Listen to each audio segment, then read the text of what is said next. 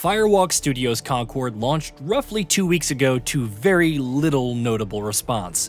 Sales allegedly sit at around 25,000 copies, while the overall critical response is seemingly one giant meh, with a 62 Metascore based on 40 critical reviews. It quickly became known as this took how many years to develop, and it had how many peak concurrent players on Steam. There were expectations that it would chug along with its roadmap and add that promised cosmetic store with microtransactions, oblivious to plummeting player counts.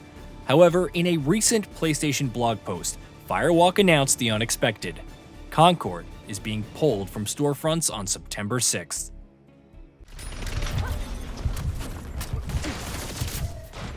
Throwing a smoke screen.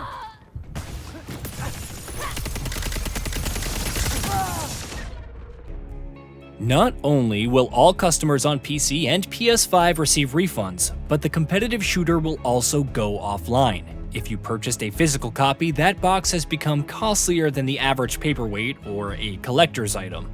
Either way, its roadmap is out the window, and the future is uncertain. What spurred this decision aside from, well, reality being what it is? As game director Ryan Ellis noted, while many qualities of the experience resonated with players, we also recognized that other aspects of the game and our initial launch didn't land the way we'd intended. After Concord goes offline, Firewalk will explore options, which includes those that will better reach our players.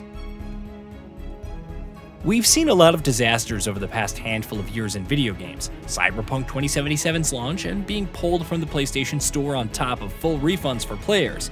Anthem's launch and broken post-launch promises, to say nothing of the devastating impact on BioWare's already tarnished reputation.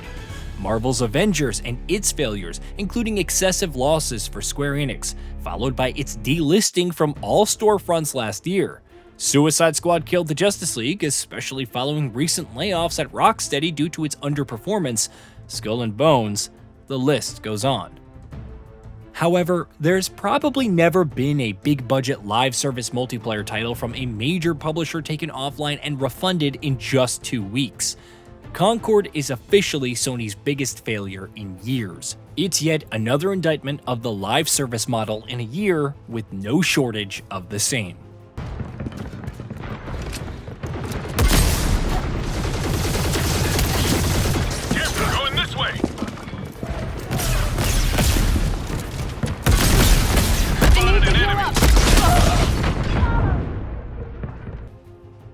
While this situation may be as temporary, it's worth noting that there's no ETA for the game's return. Exploring options could mean anything from completely revamping the core mechanics to transforming it into an entirely different title, like, say, a co-op PvE shooter. It could also mean shuttering the entire endeavor and just cutting losses. As much as this measure could be seen as saving face, you could also view it as Sony not wanting to burn any more money on maintaining servers, especially with such low player counts. Even if server costs weren't the reason, there's still the issue of selling a product whose main purpose, competitive multiplayer, wouldn't have enough players to ensure a steady stream of matches. Why would the publisher invest in its post-launch support when new seasons, maps, and characters clearly won't move the needle? Imagine how low current numbers must have been if Sony didn't even pretend it could bounce back. You could argue that Concord's fate was decided back in May. The discount Guardians of the Galaxy aura from the cinematic trailer did little to ignite interest. Once the gameplay debuted, you could feel the near universal rejection. It wasn't even a one-off phenomenon. Interest levels were just worryingly low beyond the beta, even when it became available to all players on PC and PS5. Then again, you could go back 2 years to when PlayStation announced it would ship 10 live service titles by March 2026.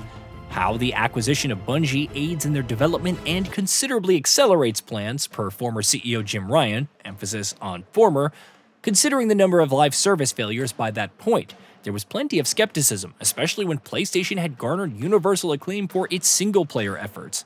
In a world where most developers and publishers couldn't take the hint about games as a service, efforts like Horizon Forbidden West, Returnal, Ghost of Tsushima, Marvel, Spider-Man, and more were viewed as beacons of hope.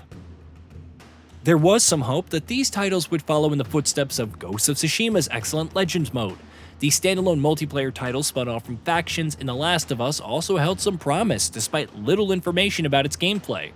Unfortunately, layoffs occurred, projects were cancelled, and the rest was history.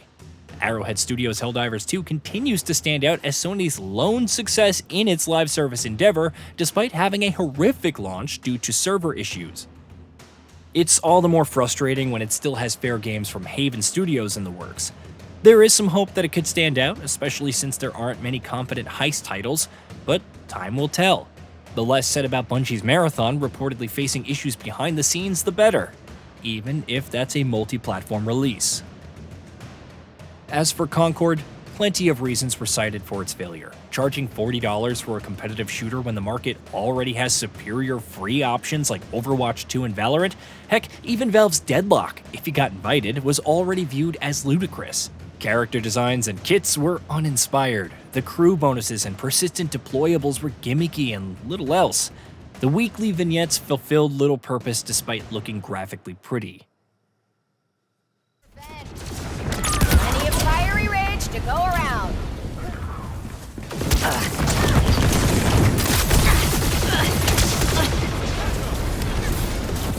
Target blinded.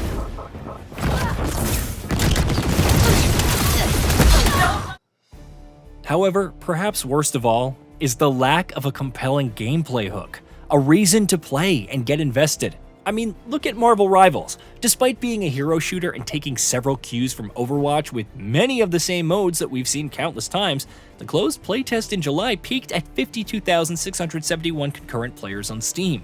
Even with that enthusiasm, which far exceeded Concord's beta numbers on PC, NetEase isn't deviating from its free-to-play model for launch. Why?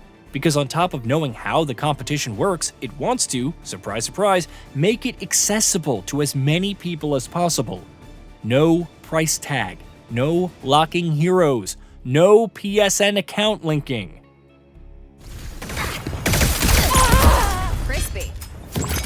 Let's get through this. Healing.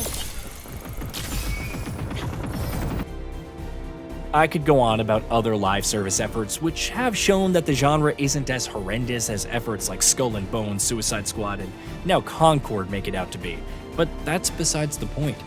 Perhaps Sony knew that Concord would underperform and launched it anyway to try and recoup whatever investments were made. Maybe it thought that word of mouth could lead to it picking up over time. At the very worst, you could argue that it was sent to die, though I have a hard time believing that Sony would invest in any marketing if that were the case. It's saying something when Concord finding a worthwhile direction is the least likely outcome. Maybe it could happen, but for all those comeback stories in the industry, there are plenty that don't pan out. Sony will keep chugging on at the end of the day, perhaps focusing more on the single-player titles and blockbusters that made it such a big deal. Concord will fade into memory, probably sooner rather than later. What will become of Firewalk Studios, especially given the number of layoffs in recent times, is anyone's guess. However, nothing will change just how unprecedented this whole situation is, even after everything we've seen in the live service space to date. Hey, did you know that we at GamingBolt upload new videos every day? Stick around, drop a like, subscribe, and hit that bell, and let us know what kind of content you'd like to see in the future with a comment below.